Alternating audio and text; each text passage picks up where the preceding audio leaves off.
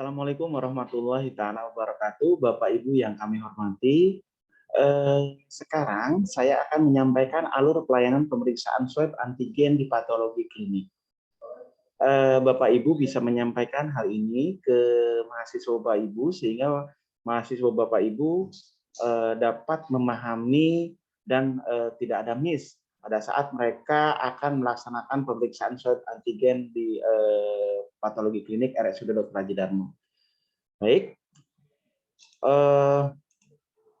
alur pemeriksaan swab antigen dan dokumen yang harus disiapkan oleh peserta didik, Bapak Ibu, yang pertama membuat daftar data calon peserta didik kurang lebih 2 hari sebelum praktik belajar di rumah sakit dilaksanakan. Seperti itu Bapak Ibu ya. Nanti saya akan perlihatkan datanya seperti apa. Kemudian calon peserta didik itu akan diinput data terlebih dahulu dari data yang kita peroleh ya. Itu akan kita input data dulu untuk pemeriksaan swab antigen. Kita diklat akan mengantarkan teman-teman peserta didik ke server diantar oleh kita. Jadi teman-teman pada saat datang ke rumah sakit, pada saat mau melakukan pemeriksaan swab, jangan langsung ke laboratorium, tapi patokannya adalah diklat saja dulu. Jadi nanti diklat yang akan memberikan service excellent kepada mahasiswa Bapak dan Ibu, seperti itu. Nanti kita yang akan antarkan dari mulai input data pemeriksaan swab ke server, maupun juga nanti kita akan juga mengantarkan mereka pada saat menyelesaikan administrasi di loket pembayaran, seperti itu Bapak Ibu ya. Berikutnya yaitu calon peserta didik juga melakukan pemeriksaan swab antigen di patologi klinik RSUD Dr. Haji Darmo. Artinya setelah mahasiswa Bapak Ibu menyelesaikan administrasi untuk pemeriksaan swab antigen di loket pembayaran yang nanti kita antarkan, itu langsung nanti kita antar juga peserta didik Bapak Ibu untuk ke laboratorium bersiap dilakukan pemeriksaan swab antigen, seperti itu. Lalu selanjutnya, jika hasilnya negatif, selanjutnya calon peserta didik menyelesaikan administrasi sesuai jumlah praktik yang akan dilaksanakan.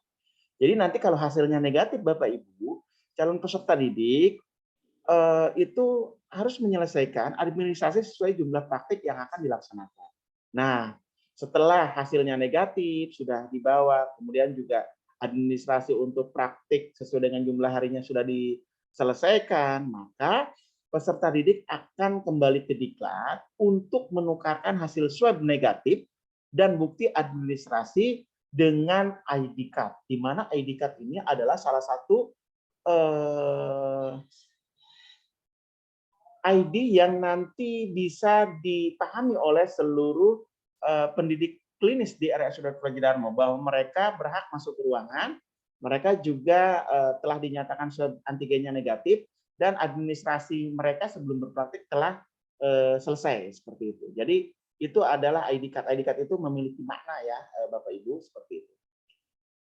Lalu ini Bapak Ibu bisa lihat alur pelayanan pemeriksaan swab antigen di patologi klinik ya. Seperti yang telah tadi saya sampaikan, peserta didik nggak usah bingung-bingung, langsung ke diklat saja ya.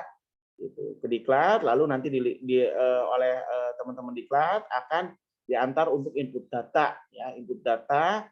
Setelah diinput data, selanjutnya nanti dibawa ke loket pembayaran. Di loket pembayaran setelah selesai untuk administrasi swab antigen, nanti teman-teman atau mahasiswa Bapak Ibu akan dibawa ke laboratorium.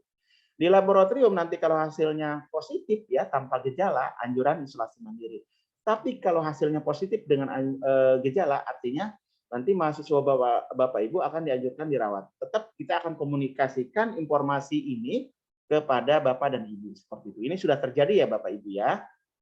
Tapi alhamdulillah akhirnya peserta didik bisa berpraktik di Haji Darmo setelah pemeriksaan swab antigen ulang itu negatif, seperti itu.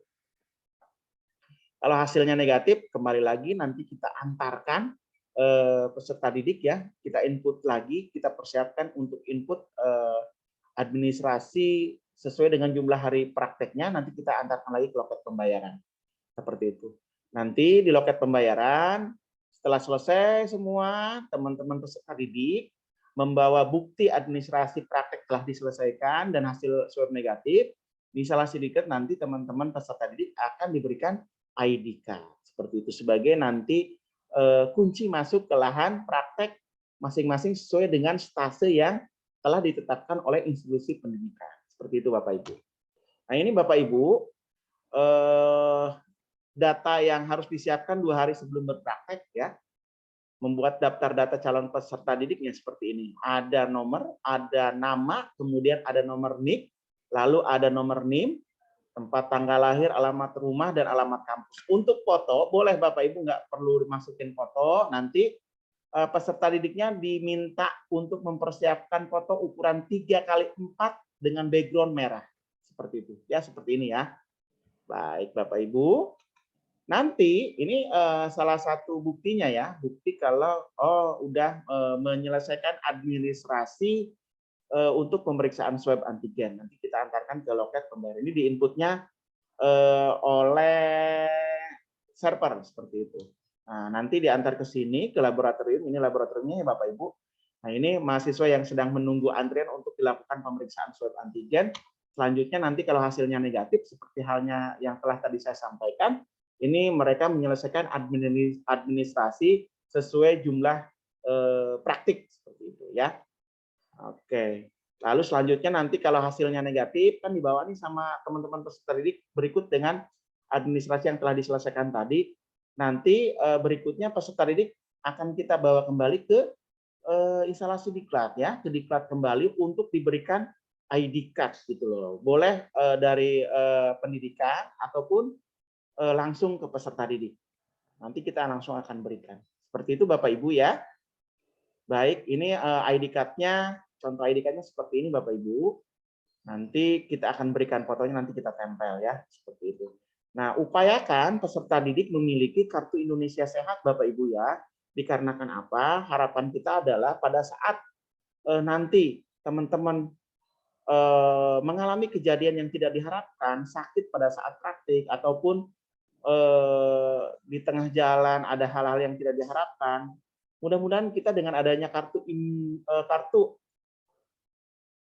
KIS atau kartu Indonesia Sehat yang dimiliki oleh peserta didik Bapak dan Ibu itu akan memudahkan kita dalam memberikan layanan kesehatan kepada mahasiswa Bapak dan Ibu seperti itu ya. Seperti halnya yang sudah terjadi karena kami kan yang langsung bersentuhan dengan mahasiswa Bapak dan Ibu, kamilah nanti yang memfasilitasi mereka. Biasanya kami akan fasilitasi mereka di instalasi gawat darurat meskipun permasalahannya itu false emergency. Karena kami sudah telah berdiskusi ya, bagaimana caranya tetap peserta didik itu bisa kita berikan pelayanan yang terbaik sehingga mereka dapat cepat kembali untuk melakukan praktik belajar di rumah sakit.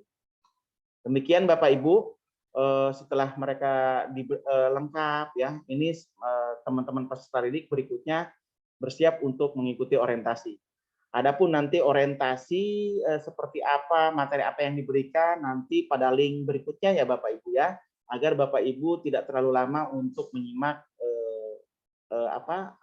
materi yang kami sampaikan. Demikian, mudah-mudahan ini bermanfaat informasi ini. Kurang lebihnya kami mohon maaf. Assalamualaikum warahmatullahi wabarakatuh.